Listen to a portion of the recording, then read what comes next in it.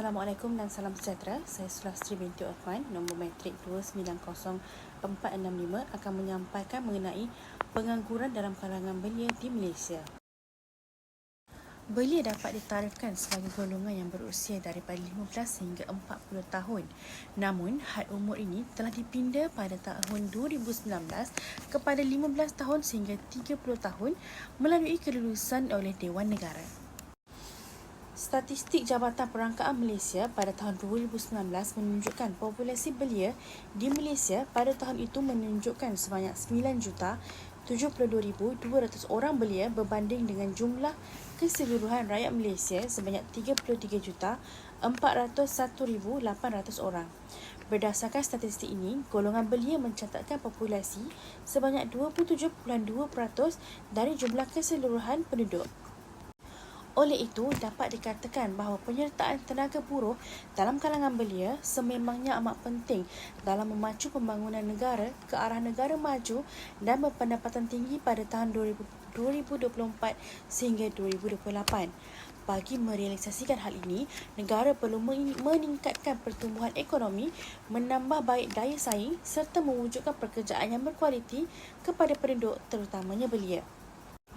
Oleh itu, jumlah pengangguran yang tinggi dalam kalangan belia sudah pasti akan menghambat hasrat dalam merealisasikan membina Malaysia sebagai sebuah negara yang berpendapatan tinggi menjelang tahun 2024 sehingga 2028. Terdapat beberapa faktor yang menyumbang kepada pengangguran ini.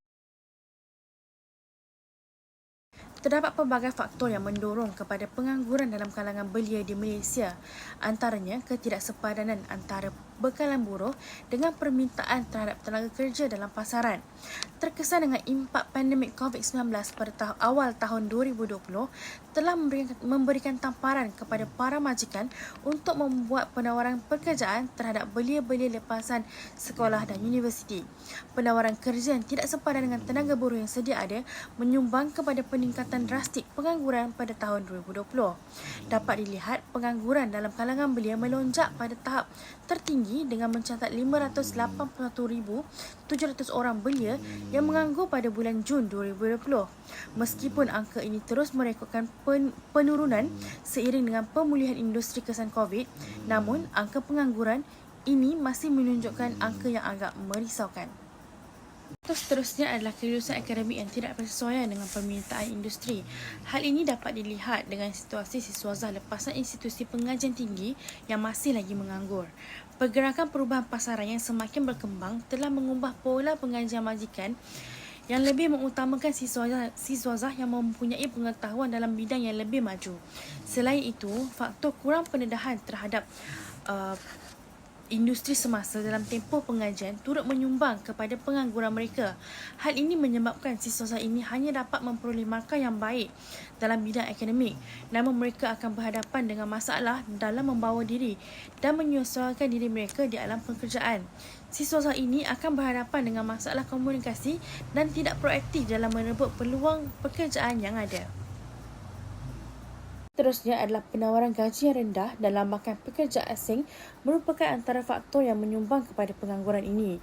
Harga penawaran gaji yang rendah tidak sepadan dengan kos kehidupan mereka, menyebabkan golongan belia terpaksa menolak sesebuah tawaran pekerjaan.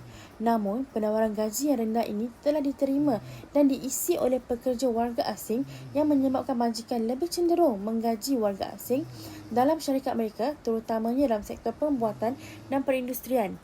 Meskipun dalam perspektif majikan, penggunaan buruh asing ini dapat mengoptimumkan keuntungan mereka, namun hal ini semestinya turut memberikan dampak negatif terhadap sosioekonomi, terutamanya kepada golongan belia. Penawaran kerja terhadap golongan warga asing telah menghambat peluang pekerjaan bagi masyarakat tempatan, khususnya belia. Seterusnya adalah sikap belia itu sendiri yang suka memilih kerja.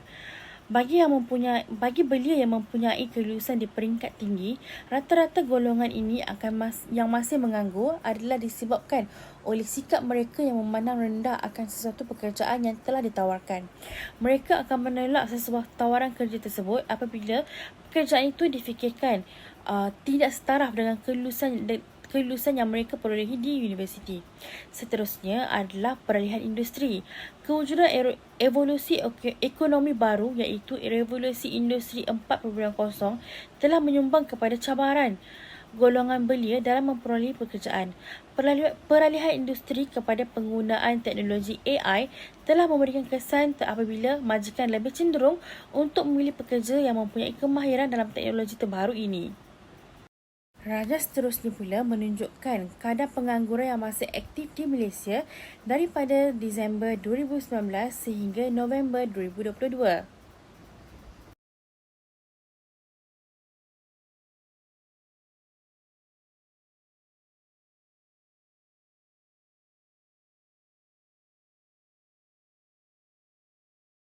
Bagi mengatasi masalah pengangguran dalam golongan belia di Malaysia, beberapa pendekatan seharusnya diambil bagi membolehkan belia ini mendapatkan tempat mereka di dalam pasaran pekerjaan.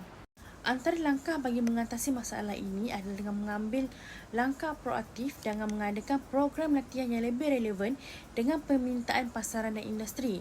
Antaranya adalah penawaran TVET, Program Pendidikan dan Latihan.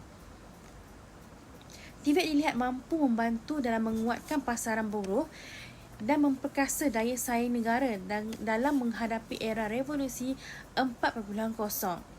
Melalui program ini, para belia dapat memperolehi kemahiran praktikal dan kemahiran yang diperlukan oleh industri masa kini. Seterusnya adalah dengan menghadkan kebergantungan terhadap tenaga buruh asing. Angka pengangguran yang tinggi seharusnya menjadi penyebab untuk kerajaan mengurangkan kadar penggajian warga asing. Oleh itu, kerajaan telah mengambil pendekatan bagi menghadkan penggajian warga asing kepada 15% sahaja. Pendekatan ini diambil bagi memastikan anak tempatan dapat menempatkan diri mereka dalam pasaran pekerjaan. Dengan pendekatan ini, belia seharusnya lebih bijak untuk mengambil peluang pekerjaan ini dan tidak memandang akan perspektif orang lain terhadap sesebuah pekerjaan tersebut. Selain itu, pihak institusi pengajian juga disarankan untuk menawarkan lebih banyak program yang bersesuaian dengan permintaan pasaran terkini. Peralihan lanskap beberapa industri penting dalam pasaran telah memberikan impak dalam kemahiran tenaga buruh yang diperlukan oleh sesebuah syarikat. Oleh itu, dengan penawaran program yang bersesuaian dengan pasaran terkini, semestinya dapat membantu para belia untuk mendapatkan pekerjaan yang ditawarkan dalam pasaran. Program-program yang berkaitan kemahiran, teknologi dan komunikasi sememangnya amat penting dalam pasaran masa kini. Revolusi industri dengan menggunakan teknologi AI semakin diguna pakai dalam industri dan dijadikan sumber rujukan dalam menawarkan program-program yang bersesuaian dengan permintaan pasaran semasa. Seterusnya, para belia juga perlulah bijak untuk merebut peluang yang ada. Selain daripada menunggu tawaran pekerjaan idaman yang datang menemui mereka, belia seharusnya lebih bijak untuk memanfaatkan masa dan merebut sebarang peluang yang ada. Kesimpulannya, belia sememangnya memainkan peranan yang penting dalam membangunkan ekonomi dan kemajuan negara. Meskipun kadar pengangguran dalam kalangan belia menunjukkan penurunan, namun kerajaan tidak mengambil ringan akan isu ini, di mana pelbagai program dan pendekatan diambil dalam memastikan kadar pengangguran dalam kalangan belia terus menunjukkan penurunan di masa akan datang.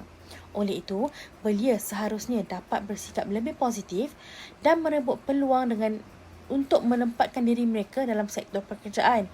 Kuasai kebolehan komunikasi dan kemahiran lain agar belia dapat menyerlahkan kebolehan pasaran mereka serta menjadikan diri mereka lebih menyerlah dan menjadi pilihan para majikan dalam pasaran. Sekian, terima kasih.